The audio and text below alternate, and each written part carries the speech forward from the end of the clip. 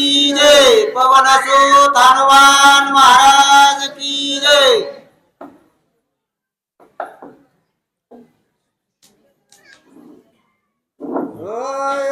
ऐसे जानकी बोलता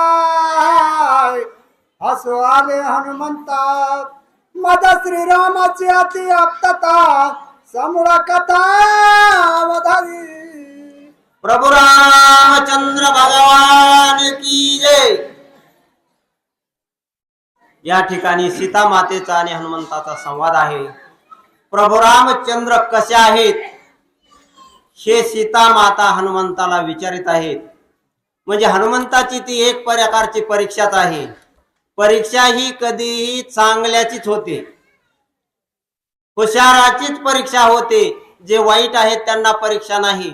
शाळेमध्ये सुद्धा जे विद्यार्थी नित्यनेमाने येतात, हुशार असतात, त्यांचीच परीक्षा असते। जे ढ आहे ते ढकल पास होतात, त्यांना परीक्षेची गरज नाही। या ठिकाणी सीता माता हनुमंताची परीक्षा घेतात की खरोखरच हा राम भक्त आहे का, याला राम कळालेला आहे का, आणि राम जर याला कळालेला असेल तर कशा प्रकारचा राम कळालेला आहे।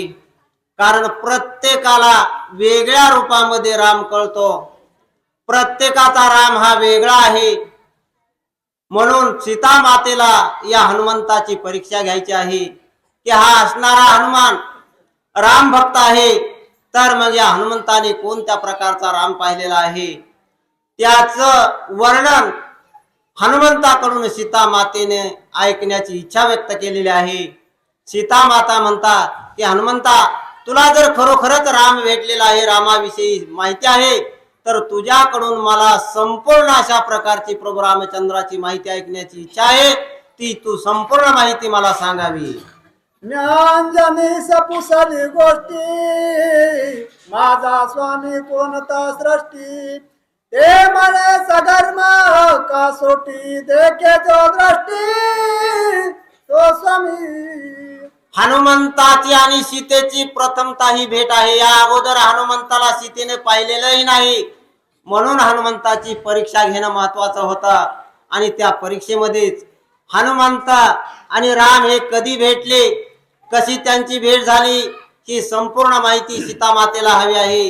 हनुमंत या ठिकाणी सांगू लागलेले आहेत की माझी आणि रामाची कशा प्रकारानं आणि कोणत्या कारणामुळे या ठिकाणी भेट झाली, आणि रामाविषयी प्रेम मला का जडलं, रामाचा आणि माझा प्रेम भाव काय एकमेकाच्या मनामध्ये उत्पन्न झाला।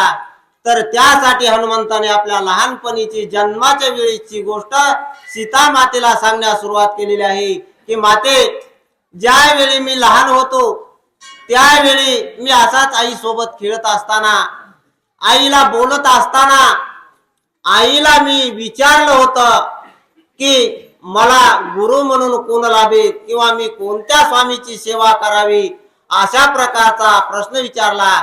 त्यावेळी माझ्या आईनं अंजना मातेनं सांगितलं होतं की हे हनुमंता, तुला काही दिवसानंतर खऱ्या प्रकारचा तुझा स्वामी तुला भेटेल आणि त्या स्वामीचा तू भक्त होशील। अशा प्रकारची कथा हनुमंताने सांगण्यास सुरुवात केलेली आहे। श्रीरामाने जला तरु तळवटी, मज बैसत वृक्ष संपुटी, सगर्भ ब्रह्मचर्य कासटी, देखे दृष्टी श्रीराम।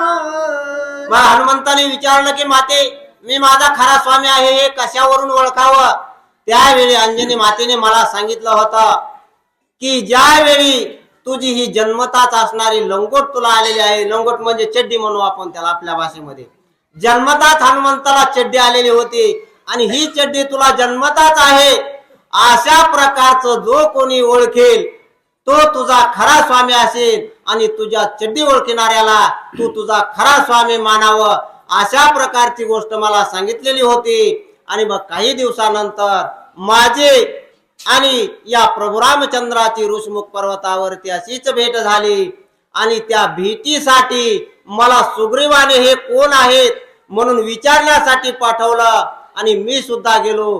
त्यावेळी ज्या झाडावर खाली राम आणि लक्ष्मण बसलेले आहेत त्या झाडावरती मी जाऊन बसलो, आणि झाडावरून त्यांच्याकडे मी निहाळून पाहू लागलेलो आहे।